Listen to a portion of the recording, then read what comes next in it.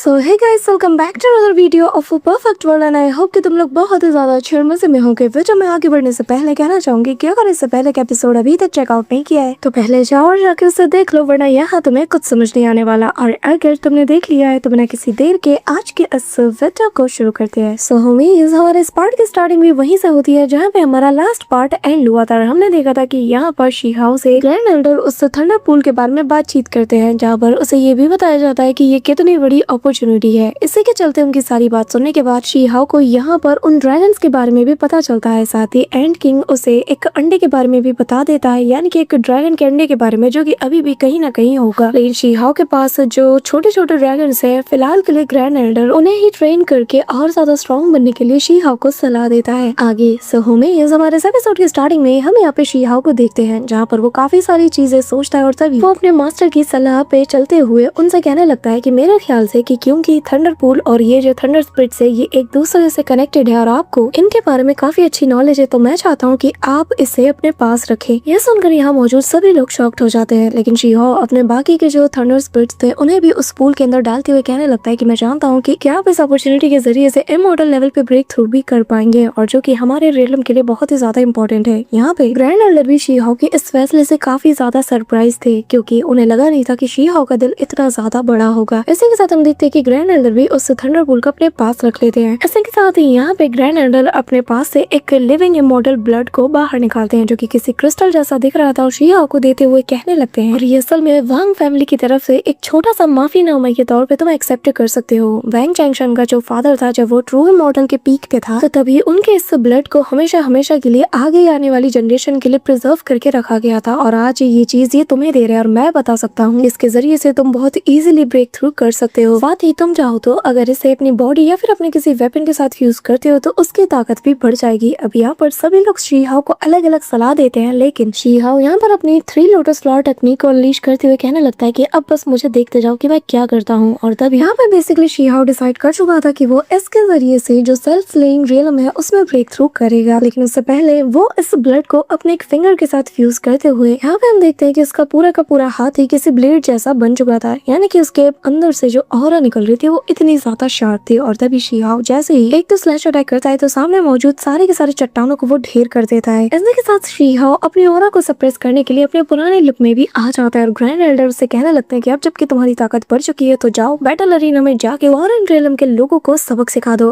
तब यहाँ पे हमें बैटल अरीना के पास एक लाइन किंग को दिखाया जाता है, जो कि फॉरेन रियलम का एक काफी एक्सपर्ट कल्टिवेटर है, और यहाँ उसका सामना ग्रीन फीनिक्स फेरी कर रही थी। अब यहाँ पे हम देखते हैं कि वो इन सब की हालत खराब कर देता है और इन सभी से कहने लगता है कि अगर आज तुम्हारा वो हुआंग मैदान में नहीं आया ना तो मैं सबके सामने ऐलान करता हूँ कि मैं जब तक हुआंग को न पालूं मैं सब कुछ बर्बाद कर दूंगा। अब तभी वो जैसे ही उस ग्रीन फीनिक्स फेरी के ऊपर हमला करता है तभी बीच में शी-हाओ आ जाता है। अब क्योंकि इसका लुक और इसकी ऑरा काफी ज्यादा चेंज हो चुकी थी तो यहाँ पर कोई भी इसे डिटेक्ट नहीं कर पाता। सभी इसे कोई नन्ना मुन्ना कल्टिवेटर समझ रहे थे, लेकिन यहाँ पे हम देखते हैं कि वो जो लाइन किंग था वो शी-हाओ को कमजोर समझते हुए उसे प्रोवोक करने की कोशिश करता है, लेकिन शी-हाओ सीधा जाता है और उसके ऊपर दे तनाजर मुक्कों की बारिशें करने लगता है। अब इस दौरान ये जो लाइन किंग था ये एक पॉइजनस स्मोक का भी यूज करता है, जिसके चलते वो सभी को यहाँ पे कम्प्लीटली सील कर पाए, यहाँ तक कि शी-हाओ भी इसके चपेट में आ जाता है। लेकिन तभी वो खुद को संभालते हुए कहने लगता है कि अब वक्त आ गया है कि मैं अपने नई टेक्निक का यूज करूँ, यानी कि उस स्लेइंग स्वॉर्ड का, जहाँ शी-हाओ अपने हाथ को एक ब्लेड में कन्वर्ट करते हुए इतनी बेरहमी के साथ लाइन किंग की बॉडी को डिस्ट्रॉय करता है कि फॉरेन रियलम के कल्टिवेटर इसे गॉड स्लेयर नाम का टाइटल देते हैं, क्योंकि लाइन किंग काफी ज्यादा पावरफुल एक्सपर्ट्स में शुमार किया जाता था, और आज उसके सामने ही एक छोटे से कल्टिवेटर ने उसकी बॉडी को पलक झपकते ही डिस्ट्रॉय कर दिया था। सभी लोग यहाँ पे डर के मारे पीछे हटते हैं, लेकिन शी-हाओ यहीं पे नहीं रुकता। वो तो यहाँ पर अपनी कुनफेंग टेक्निक, जिसके और फॉर्मेट को चेंज करते हुए वो यिन और यांग की तरह यूज करते हुए फॉरेन रियलम के कल्टिवेटर के ऊपर कहर बरपाना शुरू कर देता है। लिटरली पलक झपकते ही वो आधे से ज्यादा लोगों को निपटा चुका था। अब यहाँ शी-हाओ ने इतना सारा बवाल मचाया था कि कुछ टॉक के एक्सपर्ट्स भी यहाँ अपीयर हो जाते हैं, और ये जो 2 एक्सपर्ट थे ना, इनमें से जो दूसरा वाला था जिसे कि रॉक किंग कहा जाता है, यहाँ पे शी-हाओ इसे आते साथ ही निपटा के रख देता है, क्योंकि शी-हाओ की यहाँ पे सटक चुकी थी। और यहाँ जब उसने अपने उस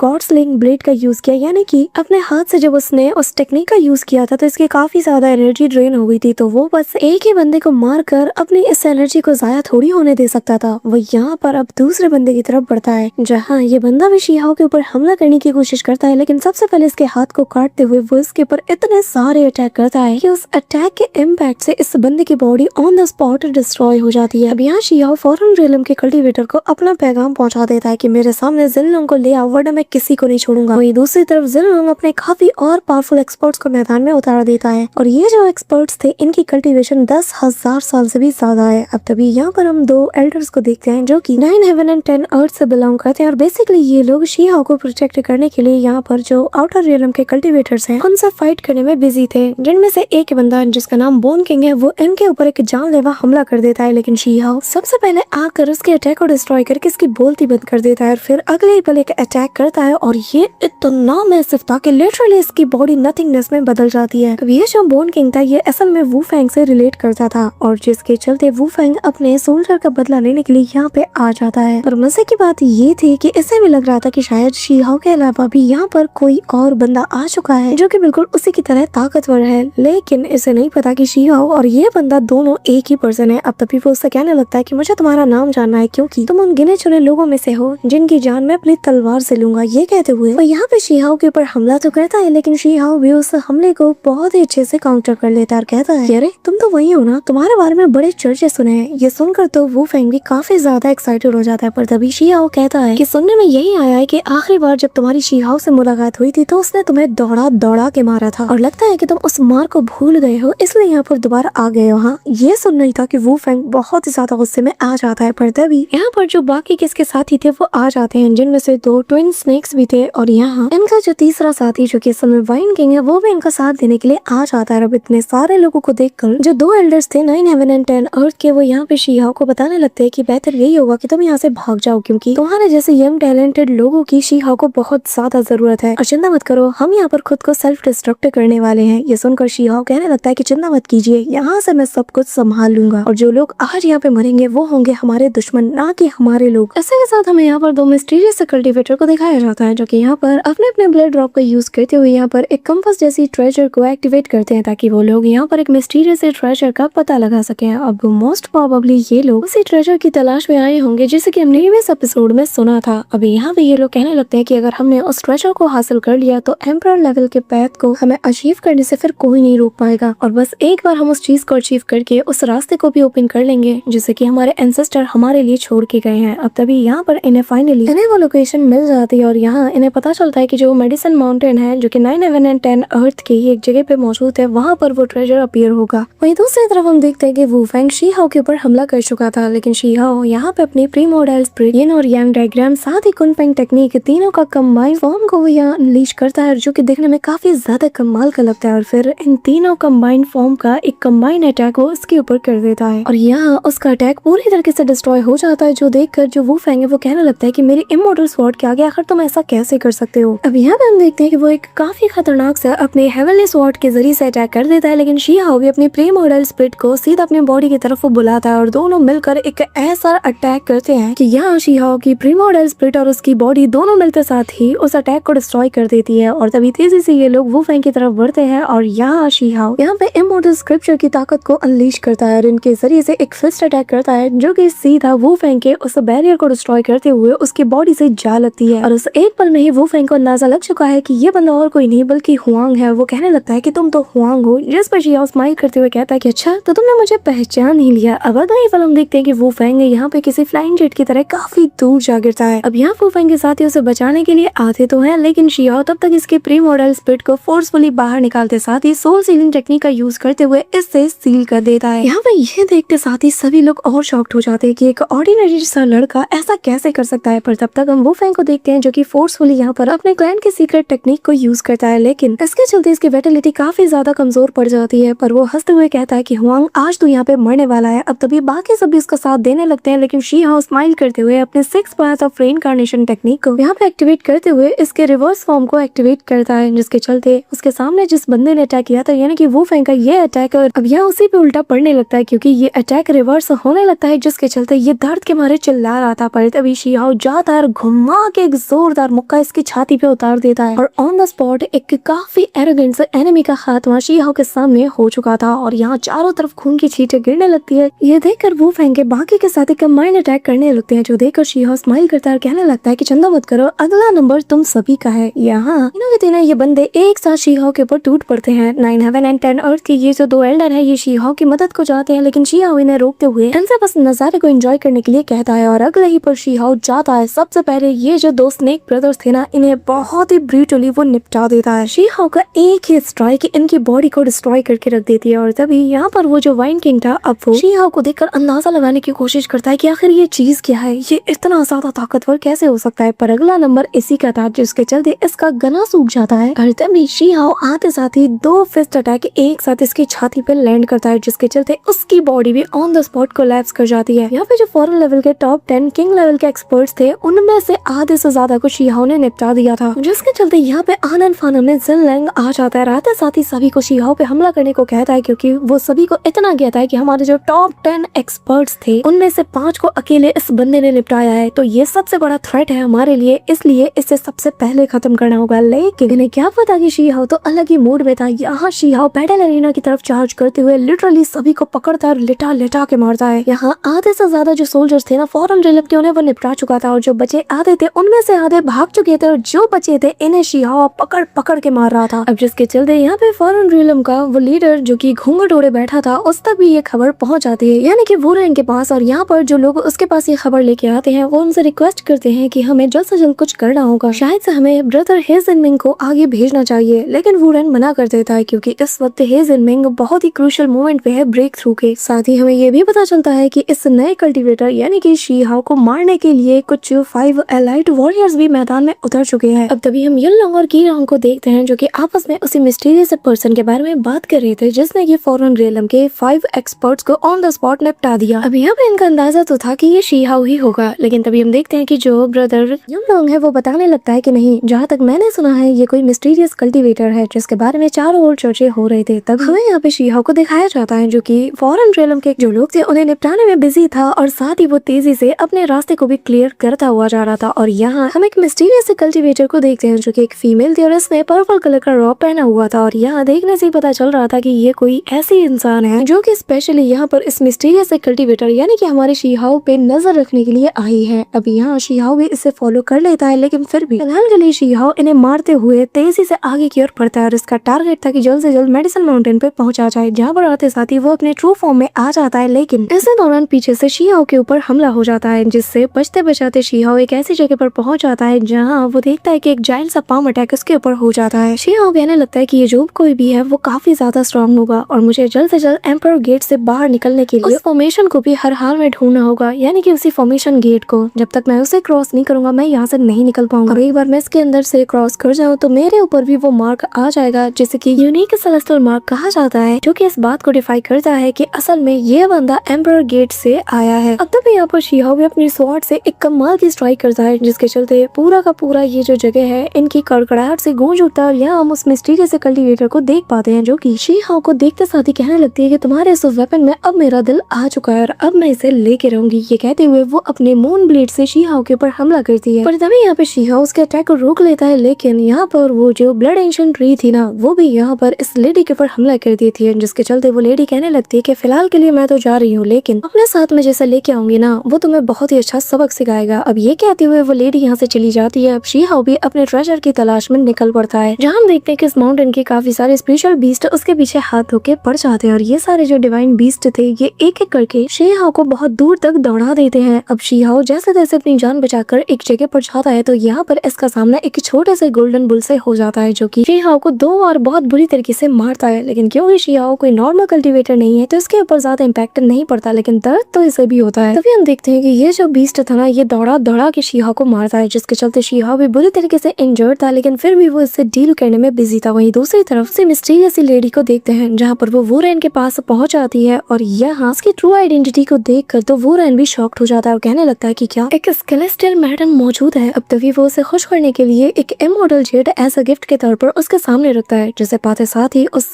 इमॉर्टल जेड के अंदर जो फॉरेन रियलम की एनर्जी थी उसे वो काफी इंटेंस अमाउंट में फीड कर पाती है। और यहाँ पर वो कहने लगती है कि मैं तुम्हारी मदद करूंगी, बस मुझे और मेरे लोगों को इस रियलम में भी जगह चाहिए, जिससे वुरेन मान जाता है और उसका शुक्रिया अदा करता है। जिसके बाद वो लेडी यहाँ से जाने लगती है, लेकिन जाने से पहले वो उसे एक छोटा सा स्पिरिचुअल वॉल भी देती है और बताती है कि ये तुम्हारे काम आएगा और याद रखना जब जब मेरे क्लैन की तुम्हें जरूरत पड़ेगी तो मेरे आदेश पर मेरा क्लैन तुम्हारा साथ देने के लिए खड़ा रहेगा, बस तुम्हें एक बार हमें इन्फॉर्म करना है। अभी यहाँ वुरेन जैसे जैसे ही उस चीज को देखता है तो वो इमीडिएटली इसे शैटर्ड कर देता है, जिसके चलते यहाँ पर पर्पल कलर का एक बहुत बड़ा सा पोर्टल बनता है, जिसके उस पार वो देख पाता है कि आखिर हुआंग की एग्जैक्ट लोकेशन क्या है। बेसिकली शीहाओ की जो करंट की लोकेशन है उसी को इस लेडी ने इसके साथ शेयर किया था ताकि ये लोग अपने सबसे बड़े दुश्मन यानी कि हुआंग को घेर के मार पाए। अब वो रैंक खुशी के मारे यहाँ पर अपनी पूरी की पूरी आर्मी को इकट्ठा कर लेता है और सभी को बताने लगता है कि आज हम हमारे फॉरेन रियलम के सबसे बड़े थ्रेट हुआंग को मिटा के रख देंगे। सब के सब मेरे कमांड पर अभी के भी इकट्ठा हो। हम सभी लोग मेडिसिन माउंटेन में जाकर उस लड़के हुआंग को मौत के घाट उतार देंगे। सो होमीज हमारा आज का ये पार्ट तो यहीं पे एंड होता है, लेकिन इसके नेक्स्ट पार्ट में काफी ज्यादा मजा आने वाला है। बट इससे पहले वीडियो को लाइक करके चैनल को सब्सक्राइब करना मत भूलना। So that's all for today guys. I hope कि तुम सबको आज की वीडियो काफी ज्यादा पसंद आई होगी। अगर हाँ तो वीडियो को लाइक करना, चैनल पर नया हो तो सब्सक्राइब करना। तो मिलते हैं नेक्स्ट वीडियो में, कब तक के लिए बाय।